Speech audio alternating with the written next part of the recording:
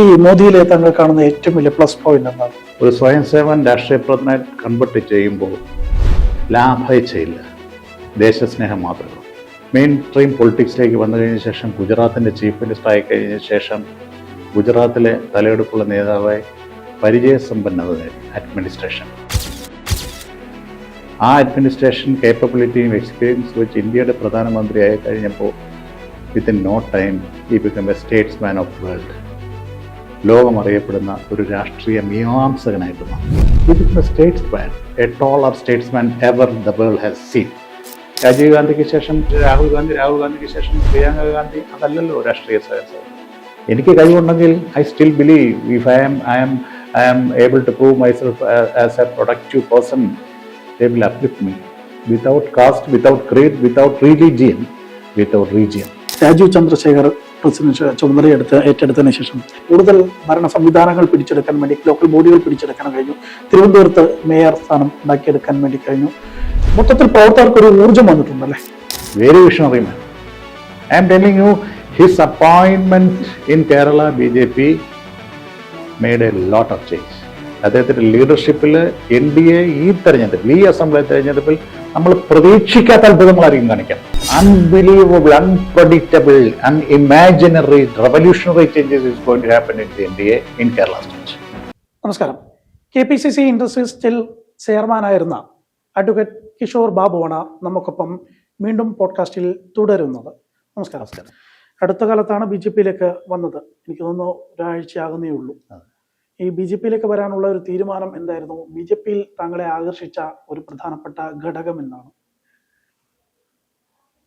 BJPയിലേക്ക് പോകാനുണ്ടായ കാരണം ഞാൻ കഴിഞ്ഞ എപ്പിസോഡുകളിൽ സൂചിപ്പിച്ചു. It was not purely personal, there was something philosophically ideologically associated. കാരണം ഒരു സംഘടനാ പ്രവർത്തനത്തിൻ്റെ ചട്ടക്കൂട്ടിൽ നിന്നുകൊണ്ട് രാഷ്ട്രീയ പ്രവർത്തനം നടത്തുന്ന ആളുകൾക്ക് കിട്ടേണ്ട ഒരു അംഗീകാരമോ സഹായമോ പാർട്ടി ലീഡർഷിപ്പിൽ നിന്നോ പാർട്ടി നേതൃത്വത്തിൽ നിന്നോ നമുക്ക് കിട്ടുന്നില്ല. സ്വയം തൊഴിൽ കണ്ടെത്തുക എന്ന രീതിയിൽ സ്വയം ധനാഗമനം കണ്ടെത്തി പാർട്ടി പ്രവർത്തനം നടത്തി പാർട്ടിയെ പരിപോഷിപ്പിക്കാനുള്ള ഒരു സ്വാതന്ത്ര്യ സമര കാലഘട്ടത്തിലെ യജ്ഞം പോലെയായിരുന്നു നമ്മളിങ്ങനെ അഴിച്ചുവിട്ടിട്ടുണ്ട്. ഒരുപക്ഷെ എനിക്കൊക്കെ ചിലപ്പോൾ എന്തെങ്കിലും വരുമാനവും കാര്യങ്ങളും കൊണ്ടും അതൊക്കെ ചെയ്യാൻ പറ്റില്ല. പക്ഷേ ബാക്കി ബൂത്ത് തലത്തിലും മണ്ഡലം തലത്തിലും ബ്ലോക്ക് തലത്തിലും ജില്ലാ തലത്തിലും ഒക്കെ പ്രവർത്തിക്കുന്ന സാധാരണക്കാർക്കായിട്ടുള്ള പ്രവർത്തകർക്ക് ഒരു ജില്ലാ കമ്മിറ്റി പങ്കെടുക്കാനായി ഇപ്പോൾ കായംകുളത്ത് നിന്ന് ഹരിപ്പാട് വരുന്നു, ആലപ്പുഴ വരുന്നു, ഉച്ചയ്ക്ക് ഭക്ഷണം കഴിച്ച് തിരിച്ചു പോകുമ്പോൾ ഇപ്പോഴത്തെ സാഹചര്യത്തിൽ പെട്രോൾ അടിച്ച് വരുമ്പോൾ 2000 രൂപ ചിലവാകും. അങ്ങനെ എത്രയോ 2000 ചിലവാക്കി ഈ പാർട്ടിക്ക് വേണ്ടിയിട്ട് ഈ പ്രസ്ഥാനത്തിൻ്റെ ഇന്ത്യൻ നാഷണൽ കോൺഗ്രസ് എന്ന് പറയുന്ന ആ സമരവീര്യം ഉള്ളിൽ ആവാഹിച്ചിട്ടുള്ള എത്രയോ പ്രവർത്തകർ പതിറ്റാണ്ടുകളായി ചെയ്തുകൊണ്ടിരിക്കുക. ഇതിനകത്ത് മറ്റ് വ്യവസ്ഥകളോ മറ്റു കാര്യങ്ങളോ ഒന്നുമില്ല. അപ്പോൾ ഇതൊരു തനിപ്പിടുത്തം, ചില ആളുകൾക്ക് മാത്രം ലീഡർഷിപ്പിലേക്ക് വരാനും അധികാരം പങ്കിടാനുമുള്ള ഒരു വേദിയാക്കി മാറ്റാനായിട്ടുള്ള ഇൻസ്ട്രുമെൻ്റായി നിന്നു കൊടുക്കുന്നല്ലോ ദൈവമേ എന്ന് പലപ്പോഴും തോന്നിയിട്ടുണ്ട്. അതിനുശേഷം പുനഃസംഘടനാ കാലഘട്ടങ്ങളിലും പലപ്പോഴും പരിഗണിക്കപ്പെടാതെ പോയിട്ടുണ്ട്. മറ്റ് പല തലങ്ങളിലും പരിഗണിക്കാതെ പോയി വന്നു കഴിഞ്ഞപ്പോഴത്തേക്കാണ് ഈ പിന്നീട് അതിനുപരിയായിട്ടുള്ള ഈ അപഹാസ്യങ്ങളും ഈ ആക്ഷേപങ്ങളും അധിക്ഷേപങ്ങളും കൂടെ വന്നു കഴിഞ്ഞപ്പോൾ ആ ഒരു തീരുമാനമെടുത്ത് ഒരു റെസിഗ്നേഷൻ കൊടുക്കാനുള്ള സാഹചര്യം ഉണ്ടായി. എന്തുകൊണ്ട് BJP? That's A good question. You have a lot of options. ABCDs are available in Kerala politics if you would like to continue in politics. But why I preferred? That is a question I have to answer. കഴിഞ്ഞ 10 വർഷക്കാലം ശ്രീ മൻമോഹൻ സിംഗിൻ്റെ നേതൃത്വത്തിലുണ്ടായിരുന്ന UPA ഗവൺമെൻറ്റിന് ശേഷം ഉണ്ടായ 10 വർഷ കാലഘട്ടം അടിസ്ഥാനപരമായ ഒരു വികസനം നമ്മൾ കണക്കാക്കുമ്പോൾ അല്ലെങ്കിൽ അതിനെക്കുറിച്ച് സ്റ്റഡി ചെയ്യുമ്പോൾ സയൻറ്റിഫിക് അപ്രോച്ച് നടത്തുമ്പോൾ GDP-ക്കകത്തുണ്ടാകുന്ന ഗ്രോത്ത് നോക്കണം. GDP ഗ്രോത്ത് 3.2, 3.5, 4, 4.1, 4.2 ഇങ്ങനെ നിൽക്കിടുന്നെന്ന് 6 and above വരിക എന്ന് പറഞ്ഞു കഴിഞ്ഞാൽ ഒരു രാഷ്ട്രത്തിൻ്റെ അടിസ്ഥാനപരമായ സമ്പദ് വ്യവസ്ഥയിലുണ്ടാകുന്ന തീക്ഷ്ണമായ കുതിച്ചു കയറ്റമാണ്. ചെറിയ രാജ്യമല്ല, 140 പരം കോടി ജനങ്ങൾ അധിവസിക്കുന്ന ഒരു രാജ്യം, വിവിധ സംസ്കാരങ്ങളും വിവിധ ഭാഷയും വിവിധ വസ്ത്രധാരങ്ങളും വിവിധ ജീവിത രീതികളും അനുവർത്തിച്ച് പോകുന്ന ഒരു റിപ്പബ്ലിക്കായിട്ടുള്ള രാജ്യത്ത് അതിലെ തൊഴിലവസരങ്ങൾ കൂട്ടുവാനും തൊഴിലില്ലായ്മ കുറയ്ക്കുവാനും വ്യാവസായികവൽക്കരണം നടത്തുവാനും അതിനോടൊപ്പം തന്നെ ഈ ഇൻഫ്രാ ഡെവലപ്മെൻറ്റ് ഭൗതിക വികസനം നടത്തുവാനും ഭാരതത്തിൽ ഒരു നേതൃത്വത്തിനും ഒരു ഗവൺമെൻറ്റിനും സാധിക്കാത്ത രീതിയിൽ അഭൂതപൂർവമായ രാഷ്ട്രീയ ഇച്ഛാശക്തിയാണ് ബഹുമാനായ നരേന്ദ്രമോദിജിയുടെ നേതൃത്വത്തിലുള്ള മന്ത്രിസഭ കഴിഞ്ഞ പ്രാവശ്യവും ഈ പ്രാവശ്യവും ചെയ്തുകൊണ്ടിരിക്കുന്നത്. ഏറ്റവും ചെറിയൊരു ഉദാഹരണം പറയാം. നമ്മളൊക്കെ ഒരു 2 വർഷം മുമ്പ് ഒരു യാത്ര ചെയ്തുകൊണ്ടിരുന്ന നാഷണൽ ഹൈവേ എന്ന് പറയുന്നത് അവിടുന്ന് ഒരു വണ്ടി വരും, ഇവിടുന്ന് ഒരു വണ്ടി, എതിർവശത്തോടെ ഒരു വണ്ടി വരും. 2 ലൈൻ ഞെരിങ്ങി തിരുവനന്തപുരം ടു ഹരിപ്പാട്, എൻ്റെ കുടുംബം ഇവിടെ ഹരിപ്പാടാണ്. 120 കിലോമീറ്റർ എത്തിച്ചേരാനായിട്ട് 4 മണിക്കൂർ 4.5 മണിക്കൂർ എടുക്കുമായിരുന്നു. ഈ നാഷണൽ ഹൈവേ കംപ്ലീറ്റ് ആയി കഴിഞ്ഞാൽ എനിക്ക് 1.5 മണിക്കൂർ കൊണ്ട് വീട്ടിലെത്താൻ പറ്റും. 6 ലൈനാണ്. അപ്പോൾ ഇതിനു മുമ്പ് 8ഓളം കേന്ദ്രമന്ത്രിമാർ കേരളത്തിൽ നിന്നുണ്ടായിരുന്നു. പിന്നെ ആലപ്പുഴ MP യും കേരളത്തെ പ്രതിനിധീകരിച്ച് കേന്ദ്രമന്ത്രിസഭയിലുണ്ടായിരുന്നതാണ്. അന്നൊന്നും ഈ ബൈപ്പാസ് വികസനം എന്ന് പറയുന്ന സാധനം നടത്താൻ പറ്റിയിട്ടില്ലല്ലോ. ഇത്രയും തിക്കും തിരക്കുള്ള കൺജസ്റ്റഡ് ആയിട്ടുള്ള ആലപ്പുഴ എന്ന് പറയുന്ന നഗരത്തെ മോചിതനാക്കാൻ പറ്റും. അപ്പോൾ ഇത് ഞാൻ വീണ്ടും I am telling you, it's not personal. Analyse ചെയ്യുമ്പോൾ NDA government UPA government analyse ചെയ്യുമ്പോൾ ആനയുമാണ് തമ്മിലുള്ള അന്തരമാണ്.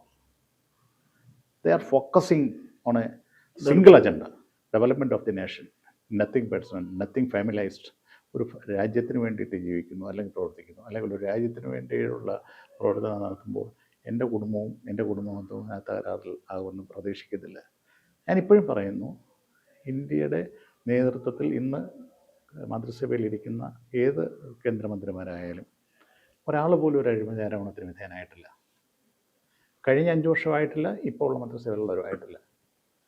UPA ഗവൺമെൻറ് നടത്തിയ 1000% വികസന പ്രവർത്തനങ്ങൾ നടത്തുകയുണ്ടായി.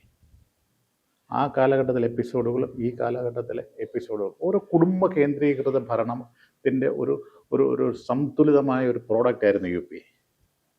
ഇത് ജനസേവകരുടെ ഒരു കോൺക്ലേവ് പോലെ എന്ന് പറയാം. ഒരു മന്ത്രിസഭ എന്ന് പറയുന്നത് ജനസേവനം മാത്രം മൂന്നിയുള്ള രാഷ്ട്രീയ പ്രവർത്തനം നടത്തുന്ന ഒരു കൂട്ടം ആളുകളുടെ ഒരു നേതൃത്വമായി കേന്ദ്ര മന്ത്രിസഭ. അതുകൊണ്ട് ഒരു വ്യക്തിപരമായ താല്പര്യങ്ങളില്ല, അവർക്ക് രാജ്യത്തിൻ്റെ താല്പര്യമാണ്. ആ രാജ്യ താല്പര്യം നിലനിർത്താൻ ഇന്ത്യൻ നാഷണൽ കോൺഗ്രസ്സിന് ഈ കുടുംബാധിപത്യത്തിൽ നിന്ന് മാറി നിൽക്കാതെ ഒരു ജനാധിപത്യ സംവിധാനത്തിലേക്ക് ഇന്ത്യൻ നാഷണൽ കോൺഗ്രസിനെ കൊണ്ടുവരാൻ പറ്റാത്തിടത്തോളം കാലം UPA എന്ന് പറയുന്ന സങ്കല്പമില്ല. ഇന്ത്യയിൽ UPA എന്ന് പറയുന്ന ഒരു സംവിധാനം അധികാരത്തിൽ വരുന്നുവെന്ന് വിദൂര ഭാവിയിൽ ആരും പ്രതീക്ഷിക്കുന്നുമില്ല. So that is the basic reasons. പലപ്പോഴും പല ആൾക്കാരും സോഷ്യൽ മീഡിയയിൽ പോലും പറയുന്ന ഒരു ആക്ഷേപമാണ്, മോദിക്ക് പറ്റിയ ഒരു പ്രതിപക്ഷ നേതാവേ അല്ല രാഹുൽ എന്ന് പറയാം. ഈ സാധാരണ രീതിയിൽ എപ്പോഴും ഒരു മുഖ്യമന്ത്രിക്ക് ശക്തനായ അതേപോലെ തന്നെ ശക്തനായ ഒരു പ്രതിപക്ഷ നേതാവ് എന്നത് അതൊരു വലിയ പ്രശ്നം തന്നെയായിട്ട് കണ്ടിട്ടില്ലേ? I should not respond on that, but no comment since ഒറ്റൊരു ഇൻസിഡൻറ്റ് മാത്രം എനിക്ക് അതിനകത്തെല്ലാം വരുമെന്ന് എനിക്ക് തോന്നുന്നു. ഏറ്റവും അവസാനത്തെ ലോക്സഭാ സമ്മേളനം നടന്നുകൊണ്ട് കഴിഞ്ഞ 2 ആഴ്ച മുമ്പുള്ള സമ്മേളനം തുടങ്ങുന്ന സമയത്ത് SAR അടക്കമുള്ള രാജ്യത്തെ ഗ്രസിക്കുന്ന അതിതീവ്രമായ രാഷ്ട്രീയ തീരുമാനങ്ങൾ നിയമനിർമ്മാണ സഭ ഏറ്റെടുത്ത് നടപ്പിലാക്കാൻ പോകുന്ന സാഹചര്യത്തിൽ അദ്ദേഹം സഭയിൽ അവൈലബിൾ അല്ല. അദ്ദേഹം BMW നട്ടും ബോൾട്ടും ഇടുന്നത് കാണാനായിട്ടുള്ള എന്തോ ഒരു അധപ്പതനമാണ്. ഇന്ത്യൻ നാഷണൽ കോൺഗ്രസിൻ്റെ പ്രതിപക്ഷ നേതാവ് അതിതീക്ഷ്ണമായ ഒരു ലോക്സഭാ സമ്മേളന നിയമനിർമ്മാണ സഭയിൽ നടന്നുകൊണ്ടിരിക്കുമ്പോൾ അദ്ദേഹം ജർമ്മനിയിൽ വേറെ എന്തെങ്കിലും ജർമ്മൻ ഇന്ത്യൻ ടോക്സിനൊന്നും പോയതല്ല. BMW നട്ടും ബോൾട്ടും ഇടുന്നു. അതിനിവിടെ ഡൽഹിയിലെ ഷോറൂമിൽ പോയാൽ പോരെ. എന്താണ് ഡൽഹിയിൽ പോകുന്നത്? കൊച്ചി ഷോറൂമുണ്ട്, അത് ഇവിടെ വരുമ്പോഴത്തേക്ക് പോയാൽ പോരെ. പെങ്ങളായിട്ട് വരുമ്പോൾ എന്തോ ഒരു അധപ്പതനമാണ് ഈ പാർട്ടിയുടെ. എന്ത് സീരിയസ്നെസ് അദ്ദേഹത്തിന് അദ്ദേഹത്തിന്റെ ഒരു ബോഡി ലാംഗ്വേജ് ഞാൻ എപ്പോഴും അദ്ദേഹത്തിന്റെ ബോഡി ലാംഗ്വേജ് അല്ല, അദ്ദേഹത്തിന്റെ ബോഡി ലാംഗ്വേജും സ്പീച്ചും PowerPoint പ്രസന്റേഷൻ അതെല്ലാം വിട്. ഒരു രാഷ്ട്രീയ പഞ്ചായത്ത് പ്രസിഡന്റ് തൻ്റെ പഞ്ചായത്തിലെ തീവ്രമായ ഒരു സബ്ജക്റ്റ് സംസാരിക്കുമ്പോൾ അവൻ ആ പഞ്ചായത്ത് വിടാനുള്ള മനസ്സ് വരുമോ? ഇല്ല. പഞ്ചായത്ത് വിടാനുള്ള മനസ്സ് വരുമോ? പിന്നല്ലേ നമ്മൾ നിയമസഭ ഭാര്യനെ പ്രസവമാണെങ്കിൽ പോലും അവിടെ നിന്ന് മാറി നിന്ന് അത് അതിൻ്റെ വഴിക്ക് നടക്കും. ഇത് പോയിരിക്കുന്ന BMW എങ്ങനെ നട്ടും ബോൾട്ട് ഇടുന്നതാണ്. എന്തൊരു അതപ്പത്. Is not at all serious in this subject. ഇപ്പം ഞാൻ 10ാം ക്ലാസ് കഴിഞ്ഞാൽ എൻ്റെ അച്ഛൻ വിചാരിക്കുന്നത് എന്നെ ഡോക്ടറാക്കണം. എനിക്ക് യാതൊരു കാരണവശാലും ഡോക്ടർ പണിക്ക് ഇഷ്ടമല്ല. എന്നെ കൊണ്ട് MBBS ചേർത്ത് ആ സിറ്റുവേഷൻ അദ്ദേഹത്തിന് യാതൊരു താല്പര്യമില്ലാത്തൊരു സബ്ജക്റ്റിനകത്ത് അമ്മയും പെങ്ങളും അളിയനും KC ഗവൺമെൻറ്റിലെ പോലുള്ള ഉപദേശരെല്ലാം കൂടി തള്ളി വിടും. അങ്ങനത്തെ അല്ല അദ്ദേഹം എപ്പോഴും ഈ മൊബൈലിൽ വെച്ച് എന്തൊക്കെയോ വളരെ സീരിയസ് ആയിട്ട് എന്തൊക്കെയോ സീരിയസ് കാര്യങ്ങൾ ചെയ്തുകൊണ്ടിരിക്കുന്നു തോന്നുന്നല്ലോ മൊബൈലിൽ. കെ സി വേണമെങ്കിൽ മെസ്സേജ് അയക്കുന്നതായിരിക്കും വാട്ട് ടു ഡു നെക്സ്റ്റ് എന്നാ. അതെ, സി ഞാൻ തമാശ പറഞ്ഞത്. What I mean to say is that one should have serious. If you are selected your profession as a politics, you should be serious and you should be available. When and where, that is the issue. If they have some serious agenda is there somewhere, you have to go, you have to travel. No serious agenda, nothing. അപ്പോൾ ഒരു 10ാം ക്ലാസ്സിൽ പഠിക്കുന്ന കുട്ടികൾക്ക് പോലും ആ പേഴ്സണാലിറ്റിയോട് തോന്നുന്നത് ഒരു vomiting സെൻസേഷനാണ്. ഒരു ലോക്സഭയുടെ പ്രതിപക്ഷ നേതാവായിട്ട് നമ്മളൊക്കെ കണ്ടുള്ളത് AK ഗോപാലനടക്കമുള്ള അതിഭീകരന്മാരായിട്ട് അതികായന്മാരായിട്ടുള്ള നേതാക്കന്മാരെ കണ്ടു വളർന്നുള്ള കേരളത്തിലെ ജനങ്ങൾക്കും ഇന്ത്യയിലെ ജനങ്ങൾക്കും എന്ത് പറയുന്നത്, ഒരു ഇൻസ്റ്റൻ്റ് ആയിട്ടുള്ള ഒരു സബ്ജക്റ്റ് ഓറിയൻറ്റഡ് ആയിട്ടുള്ള സബ്ജക്റ്റിനെ കുറിച്ച് ഒരു ഇൻസ്റ്റൻ്റ് ആയിട്ട് പ്രൊലോങ്ഡ് ആയിട്ട് 10 മിനിറ്റ് പോലും അദ്ദേഹത്തിന് അഡ്രസ്സ് ചെയ്യാൻ പറ്റില്ല. കാരണം that was not his cup of tea. He never studied in that school of thoughts. He has in a different compartment. He was in a different compartment, and people compelled him to come. But that point of time also, he never tried himself to mold himself into the upstairs. വീണ്ടും കീഴോട്ട് ഉപദേശം ഇതുപോലുള്ള ഒരാൾ മതിയല്ലോ മൊത്തത്തിൽ അത് ഉപദേശിച്ച് ശരിയാക്കി. ഈ മോദിയിലെ താങ്കൾ കാണുന്ന ഏറ്റവും വലിയ പ്ലസ് പോയിന്റ് എന്താണ്? അദ്ദേഹം ഒരു സ്വയം സേവകനായിട്ട് രാഷ്ട്രീയ പ്രവർത്തനം തുടങ്ങി. ഒരു സ്വയം സേവൻ രാഷ്ട്രീയ പ്രവർത്തനമായിട്ട് കൺവെർട്ട് ചെയ്യുമ്പോൾ ലാഭയില്ല, ദേശസ്നേഹം മാത്രമേ ഉള്ളൂ. That is one thing. Second thing, main stream പൊളിറ്റിക്സിലേക്ക് വന്നു കഴിഞ്ഞ ശേഷം, ഗുജറാത്തിൻ്റെ ചീഫ് മിനിസ്റ്റർ ആയി കഴിഞ്ഞ ശേഷം ഗുജറാത്തിലെ തലയെടുപ്പുള്ള നേതാവായി പരിചയസമ്പന്നത നേടി അഡ്മിനിസ്ട്രേഷനിൽ. ആ അഡ്മിനിസ്ട്രേഷൻ കേപ്പബിലിറ്റിയും എക്സ്പീരിയൻസ് വെച്ച് ഇന്ത്യയുടെ പ്രധാനമന്ത്രിയായി കഴിഞ്ഞപ്പോൾ within no time he become a statesman of world. ലോകം അറിയപ്പെടുന്ന ഒരു രാഷ്ട്രീയ മീമാംസകനായിട്ട് മാറി. He became a statesman, a taller statesman ever the world has seen. So such a stature, when he reached in such a position, means it is because of his sincerity towards the nation, his sincerity towards the politics, his sincerity towards the social work, and that turned to the benefit of the people, common people of India. That's it. അദ്ദേഹത്തിനെ വളർത്തി വലുതാക്കിയത് രാഷ്ട്രീയ സ്വയം സംഘം എന്ന് പറയുന്ന മഹാപ്രസ്ഥാനമാണ്. അതുകൊണ്ട് തന്നെയാണോ അദ്ദേഹത്തിൻ്റെ ഈ രീതിയിലേക്കുള്ള ഒരു പ്രവർത്തനത്തിൻ്റെ ഒരു ബേസ് എന്ന് പറയാൻ? തീർച്ചയായിട്ടും അതൊരു ഫാമിലി ഓറിയൻറ്റഡ് ഓർഗനൈസേഷൻ അല്ലല്ലോ. രാഹുൽ ഗാന്ധിക്ക് ശേഷം രാജീവ് ഗാന്ധിക്ക് ശേഷം രാഹുൽ ഗാന്ധിക്ക് ശേഷം പ്രിയങ്ക ഗാന്ധി. അതല്ലല്ലോ രാഷ്ട്രീയ സ്വയം.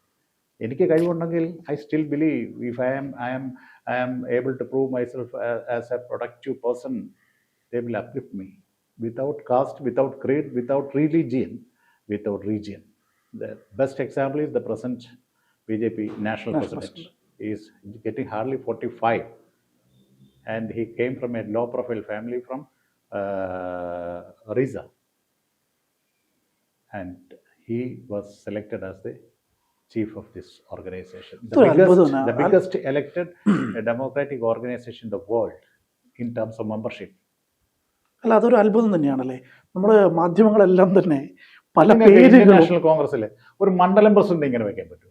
ഒരു മണ്ഡലം കോൺഗ്രസ് അതല്ല ഞാൻ ഉദ്ദേശിക്കുന്നത് വെച്ച് കഴിഞ്ഞിട്ടുണ്ടെങ്കിൽ, പണ്ട് UPA സർക്കാരിൻ്റെ സമയത്ത് ഞാൻ ഡൽഹിയിൽ മാധ്യമപ്രവർത്തനമായിരുന്നു. ആ സമയത്തൊക്കെ നമുക്ക് പലപ്പോഴും പല കാര്യങ്ങളും പ്രഡിക്ഷൻ നടത്താൻ പറ്റുമായിരുന്നു.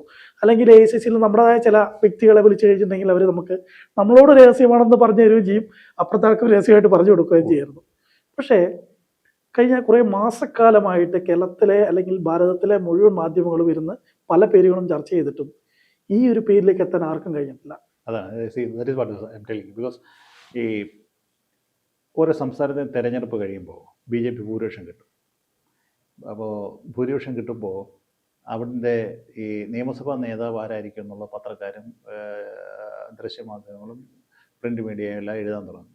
അതുമായിട്ട് യാതൊരു ബന്ധമില്ലാത്തുള്ളവരായിരിക്കും ലീഡർഷിപ്പ് വരുന്നത്. സോ ഇപ്പോൾ ഉദാഹരണമായിട്ട് ഗുജറാത്തിൽ തന്നെ കഴിഞ്ഞ ഒരു 5-6 വർഷത്തിനുള്ളിൽ ഒരു ചെറിയ ഒരു പെർഫോമൻസ് ലാക്ക് ഉണ്ടായാൽ അപ്പോഴേ തട്ടും. They will replace. ഒരു അപശബ്ദമൊന്നും വരത്തില്ല. അത് വേറെ ഏതെങ്കിലും കോൺഗ്രസ് ഭരിക്കുന്ന സംസ്ഥാനത്താണെങ്കിൽ ചിന്തിക്കാം. സമരമായിരിക്കും, ആത്മഹത്യ ചെയ്യാൻ തുടങ്ങും. കർണാടകയിൽ ഒന്ന് ശബ്ദം ചെറുതായിട്ട് മാറുമ്പോഴത്തേക്ക് തന്നെ അവിടെ ചീറ്റിലും പൊട്ടല. ഞാൻ പറഞ്ഞത്, this is a party, it's a democratic elected party which is having some norms and values. രാഷ്ട്രീയ പ്രവർത്തനത്തിൽ തൻ്റെ കഴിവുകൾ തെളിയിക്കുകയാണെന്നുണ്ടെന്നുണ്ടെങ്കിൽ വാനോളം ഉയരുവാൻ സാധ്യതയുള്ള, അനന്ത സാധ്യതകളുള്ള അതിവിശാലമായ ഒരു ജനാധിപത്യ പാർട്ടിയാണ് BJP എന്ന് അതിൻ്റെ കഴിഞ്ഞകാല പ്രവർത്തനങ്ങൾ അത് സൂക്ഷ്മമായി പരിശോധിച്ച ഒരു രാഷ്ട്രീയ വിദ്യാർത്ഥി എന്ന രീതിയിൽ എനിക്ക് ബോധ്യം വന്നതുകൊണ്ടാണ് ഞാൻ ഇതിനകത്തേക്ക് വന്നത്. എന്താണ് കേരളത്തിലേക്ക് നമ്മൾ വരുന്ന സമയത്ത് കേരളത്തെ രാജീവ് ചന്ദ്രശേഖർ പ്രസിഡന്റ് ചുമതല ഏറ്റെടുത്തതിന് ശേഷം വോട്ട് ഷെയറിൻ്റെ അകത്ത് ഈ കഴിഞ്ഞ ലോക്കൽ ബോഡിയിൽ മുന്നേറ്റം ഉണ്ടാക്കാൻ കഴിഞ്ഞിട്ടില്ലെങ്കിലും കൂടുതൽ ഭരണ സംവിധാനങ്ങൾ പിടിച്ചെടുക്കാൻ വേണ്ടി ലോക്കൽ ബോഡികൾ പിടിച്ചെടുക്കാൻ കഴിഞ്ഞു. തിരുവനന്തപുരത്ത് മേയർ സ്ഥാനം ഉണ്ടാക്കിയെടുക്കാൻ വേണ്ടി കഴിഞ്ഞു. മൊത്തത്തിൽ പ്രവർത്തകർക്ക് ഒരു ഊർജ്ജം വന്നിട്ടുണ്ടല്ലേ? എന്താണ് താങ്കളുടെ ഒരു വിലയിരുത്തൽ?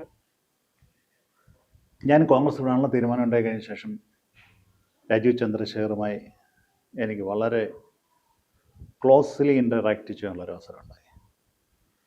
എൻ്റെ ഇതുവരെയുള്ള പൊളിറ്റിക്കൽ കരിയറിൽ ഞാൻ നിരവധി രാഷ്ട്രീയ ഭീമാചാര്യന്മാരുമായി നേരിട്ട് സംസാരിക്കുവാനും ഇടപഴകുവാനും ഒക്കെയുള്ള അവസരം ഉണ്ടായിട്ടുണ്ട്. അതിലേറ്റവും പ്രമുഖൻ ഇന്ത്യയുടെ മുൻ പ്രധാനമന്ത്രിയായിരുന്ന രാജീവ് ഗാന്ധിയായിരുന്നു. രാജീവ് ഗാന്ധി ഇന്ത്യയുടെ പ്രധാനമന്ത്രി ആയിരിക്കുമ്പോൾ കായംകുളത്ത് തെർമൽ പവർ പ്ലാന്റ്, അതിൻ്റെ ബേസിക് ഫ്യൂവൽ അത് കൽക്കരി വേണം എന്ന് ശ്രീ കെ കരുണാകരൻ നിഷ്കർഷിക്കുകയും അത് വന്നു കഴിഞ്ഞ് കഴിഞ്ഞാൽ ജനജീവിതം ദുസ്സഹമാകും എന്ന് മനസ്സിലാക്കിക്കൊണ്ട് ഞങ്ങളന്ന് KSU ലീഡർഷിപ്പിലുള്ള ഒരു കൂട്ടം ആളുകൾ നേതൃത്വത്തിൻ്റെ പല നിർദ്ദേശങ്ങളെ അവഗണിച്ചുകൊണ്ട് രാജീവ് ഗാന്ധിയെ കാണുവാനൊരു അപ്പോയിൻമെൻറ്റ് ചോദിച്ചു. വളരെ പ്രയാസകമായ കാലഘട്ടം. അന്ന് ഈ ലാൻഡ് ഫോൺ അല്ലാതെ വേറെ ഒന്നുമില്ല. ഐ എം ടോക്കിംഗ് അബൌട്ട് 89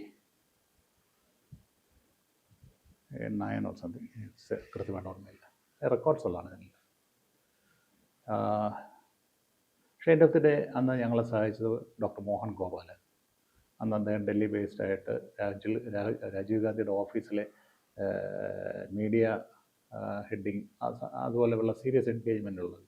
ഞങ്ങൾ അദ്ദേഹത്തെ കണ്ടു, കാര്യങ്ങൾ പറഞ്ഞു, അപ്പോയിൻമെൻറ്റ് തരാമെന്ന് പറഞ്ഞു, തന്നു, കണ്ടു. അദ്ദേഹത്തെ എൻ്റെ അടുത്ത് നിന്ന് സംസാരിക്കുമ്പോഴത്തേക്കുണ്ടായ ഒരു മാഗ്നറ്റിക് വേവ്സ് പോലൊരു തരംഗം. ഇതൊരു പേഴ്സണാലിറ്റി ടു പേഴ്സണാലിറ്റിക്ക് ഫീൽ ചെയ്തതാണ്. അന്ന് അത് 89-ലുണ്ടായ ആ ഫീൽ ഇപ്പോഴും ശരീരത്തിൽ മാറിയിട്ടില്ല. അതേ സെയിം ഫീലായിരുന്നു എനിക്ക്. ഞാനിത് അദ്ദേഹത്തെ ഞാൻ സത്യസന്ധമായി പറയണം, I am talk from my heart to heart. ഞാൻ പറയാം, is a amazing personality. Even being a technocrat, even being a politician, is a great scholar. He knows what is what. Malayalam ഫ്ലുവൻ്റായി സംസാരിക്കാൻ പറ്റാത്ത ഒരേ ഒരു അതിപ്പോൾ വളരെ എനിക്ക് വലിയ മാറ്റമുണ്ട്. ഒരു കമ്മ്യൂണിക്കേഷൻ സ്കില്ലിനകത്ത് എനിക്കൊരു നെഗറ്റീവ് ഫീൽ ചെയ്തു. But what I mean to say that is only negative which people are finding. CPM-ഉം കോൺഗ്രസും കാണുന്നതേ ഉള്ളൂ, വേറെ ഒന്നും കാണാൻ പറ്റുന്നില്ല. Very visionary man. I am telling you, his appointment in Kerala BJP made a lot of change. People like we are attracted to this just because of that. Not only that, and the combination has come to in a format. He is leading. അദ്ദേഹം വളരെ ശക്തമായിട്ട് മുന്നോട്ട് കൊണ്ടുപോകും. അദ്ദേഹത്തിൻ്റെ ലീഡർഷിപ്പിൽ NDA ഈ assembly തെരഞ്ഞെടുപ്പിൽ നമ്മൾ പ്രതീക്ഷിക്കാത്ത അത്ഭുതങ്ങളായിരിക്കും കാണിക്കാം. Unbelievable, unpredictable, unimaginary, revolutionary changes is going to happen in the NDA in Kerala state. വലിയൊരു മാറ്റം ഉണ്ടാവും. തീർച്ചയായും വലിയൊരു മാറ്റം ഉണ്ടാകും തന്നെയാണ് അഡ്വക്കേറ്റ് കിഷോർ ബാബു നമ്മളോട് സംസാരിച്ച് പറഞ്ഞു വെക്കുന്നത്. അദ്ദേഹത്തോട്ടുള്ള ദീർഘമായിട്ടുള്ള ഒരു പോഡ്കാസ്റ്റ് ഇവിടെ അവസാനിക്കുകയാണ്. മറ്റൊരു അവസരത്തിൽ നമുക്ക് കാണാം. Thank you.